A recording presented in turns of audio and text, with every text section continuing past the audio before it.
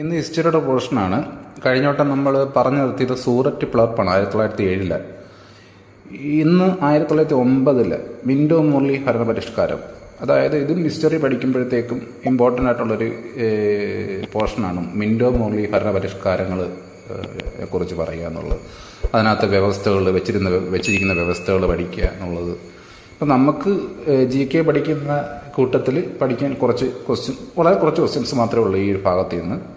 ഇത് Minto Morley എന്ന് പേര് വരാൻ കാരണം ജോൺ മോർലി എന്ന് പറയുന്ന അന്നത്തെ സ്റ്റേറ്റ് സെക്രട്ടറി, പിന്നെ അന്നത്തെ ബ്രിട്ടീഷ് വൈസ്രോയി ആയിരുന്ന മിൻറ്റോ പ്രഭു, ഈ രണ്ട് പേരുടെ പേരിൽ നിന്നാണ് ഈ മിൻറ്റോ മോർലി ഭരണപരിഷ്കാരം എന്ന പേര് വന്നത്. ഇതിൻ്റെ ഇന്ത്യൻ കൗൺസിൽസ് ആക്ട് എന്നും Indian councils act of 1909 Indian councils act എന്നും ഇതറിയപ്പെടുന്നു. പിന്നെ ഇതാണ് സെപ്പറേറ്റ് നിയോജക മണ്ഡലം മുസ്ലിങ്ങൾക്ക് കൊണ്ടുവരുന്നത്, ഈ മിൻറ്റോ മോർലി ഭരണപരിഷ്കാരം. അങ്ങനെയാണ് അതിൻ്റെ ഹൈലൈറ്റ് തന്നെയാണ് സെപ്പറേറ്റ് ഇലക്ടറേറ്റ്, പ്രത്യേക നിയോജക മണ്ഡലങ്ങൾ തിരഞ്ഞെടുപ്പ് എന്ന ആശയം ആദ്യമായിട്ട് കൊണ്ടുവരുന്നതും അങ്ങനെ ഈ ഒരു ആക്ടിലൂടെയാണ്. തിരഞ്ഞെടുപ്പ്, സംവരണം, അങ്ങനെ പല ആശയങ്ങളും ബ്രിട്ടീഷുകാർ കൊണ്ടുവരുന്നുണ്ട്. നമ്മളത് പിന്നീട് പിന്തുടർന്ന് പോരുന്നുണ്ട്. അപ്പോൾ അതാണ് മിൻറ്റോ മോർലി ഭരണപരിഷ്കാരങ്ങൾ. അതായത് ഈ മുസ്ലിങ്ങൾക്ക് പ്രത്യേക മണ്ഡലങ്ങൾ, തെരഞ്ഞെടുപ്പ് മണ്ഡലങ്ങൾ കൊണ്ടുവരുന്നു. അങ്ങനെ കൊണ്ടുവരുന്നതിലൂടെ ഈ ബ്രിട്ടീഷുകാരുടെ വർഗീയതയുടെ പേരിലുള്ള ഭിന്നിപ്പാണ് മെയിൻലി ഉന്നം വയ്ക്കുന്നത് ഈ പരിഷ്കാരങ്ങളിലൂടെ. അപ്പോൾ ഇനി ഇതിനകത്ത് പറയാനുള്ളത്, അപ്പം ഇങ്ങനെ ഈ ഒരു മിൻറ്റോ മോർലി ഭരണ പരിഷ്കാരം വരുന്നു.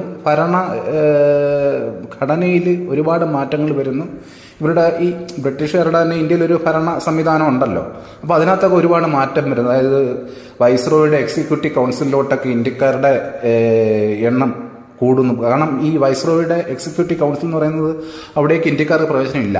അപ്പോൾ ഈ ഭരണ പരിഷ്കാരത്തിന് ശേഷം ഒരു ഇന്ത്യക്കാരനെ എടുക്കുകയാണ്. സെക്രട്ടറി ഓഫ് സ്റ്റേറ്റിൻ്റെ കൗൺസിലിലേക്ക് 2 ഇന്ത്യക്കാരെയും നിയമിച്ചു.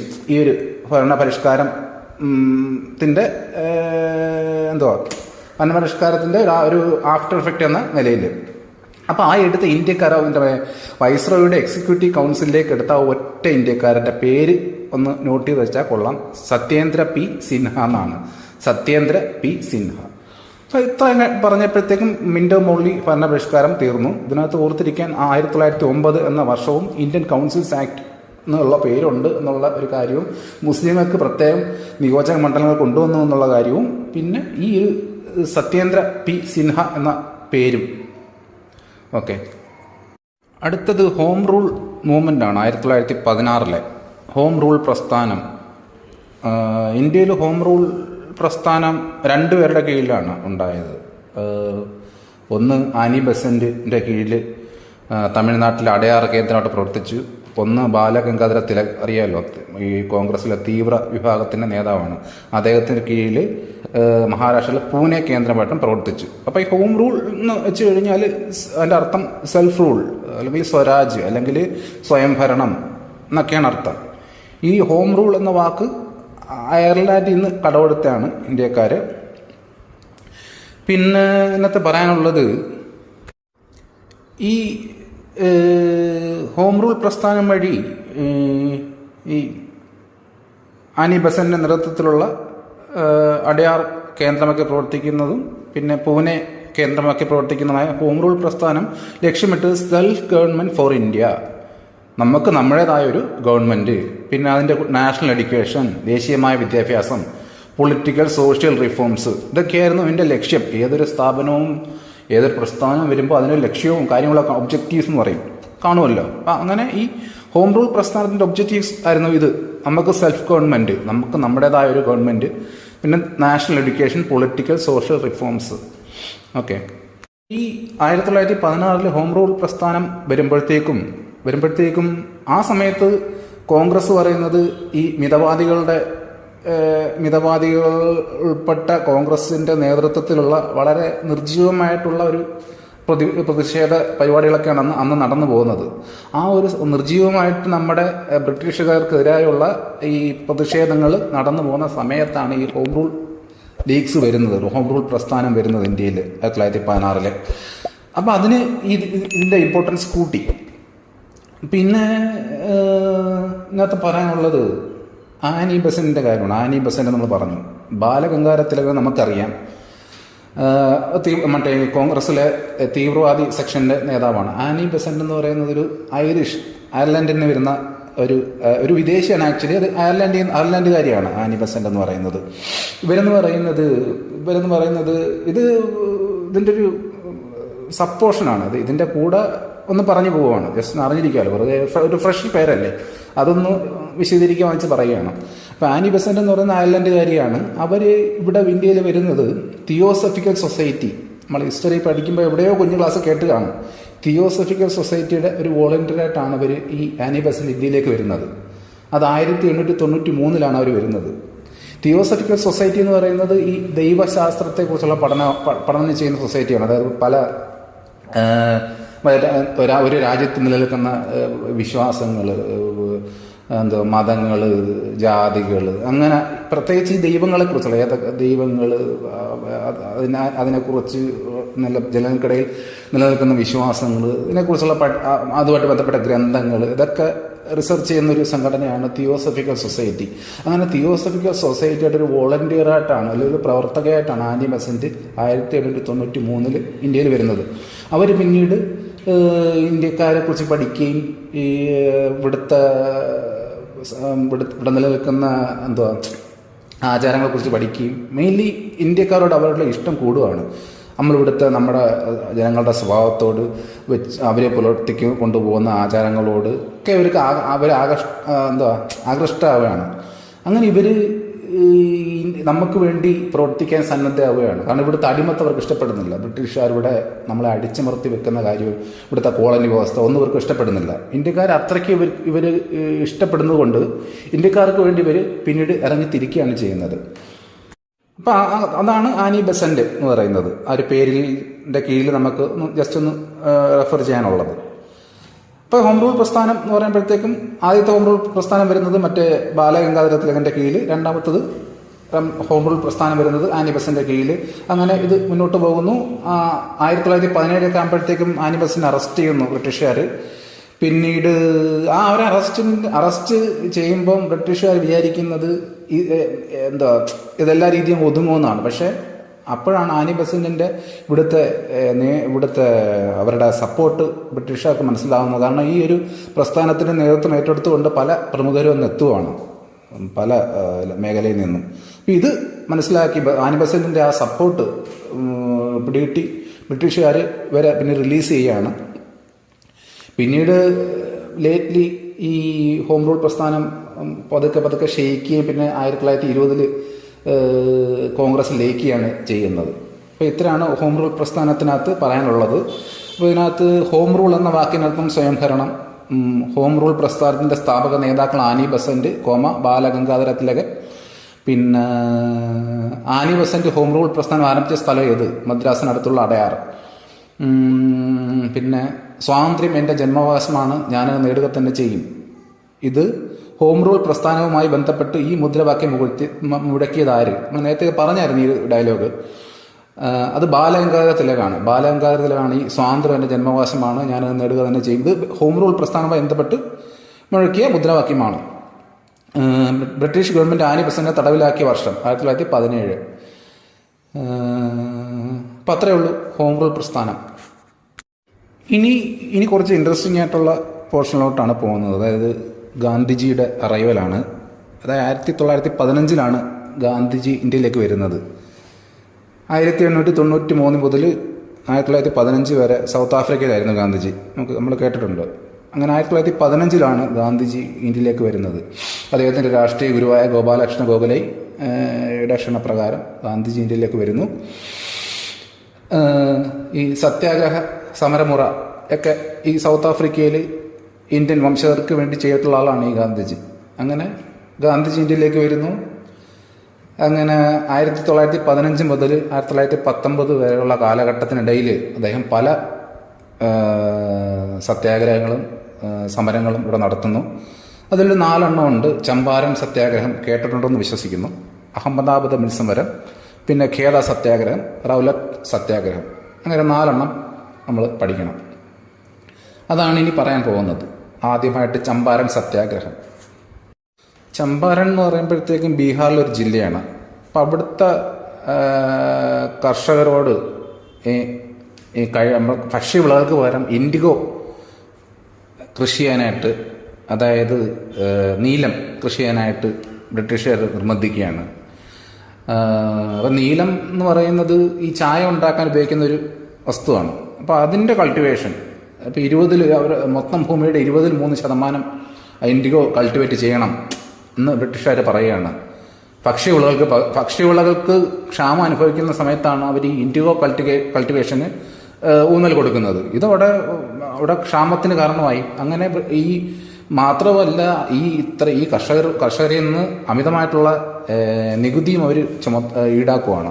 അങ്ങനെ അവിടുത്തെ ഉള്ള കർഷകരുടെ ജീവിതം വളരെ ബുദ്ധിമുട്ടിലായി. അങ്ങനെ അവർ ഇതിനെതിരെ പ്രതിഷേധിക്കുകയാണ്. അപ്പം ആ ഒരു ചമ്പാരനിലുള്ള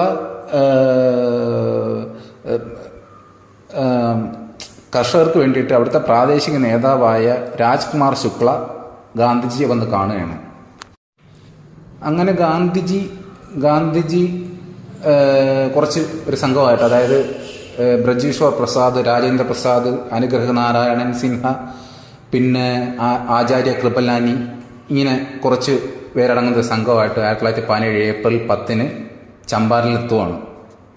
അപ്പോൾ ചമ്പാരനിലെത്തിയപ്പോഴത്തേക്കും ബ്രിട്ടീഷുകാർ ഗാന്ധിജിയെ നോട്ടിടുകയാണ്. എന്നിട്ട് അവിടുന്ന് പിന്മാറാനൊക്കെ ബ്രിട്ടീഷുകാർ ഗാന്ധിജിയോട് പറഞ്ഞു. പക്ഷേ ഗാന്ധിജി ഈ ബ്രിട്ടീഷുകാരുടെ ഒരു സമ്മർദ്ദത്തിനും വഴങ്ങിയില്ല.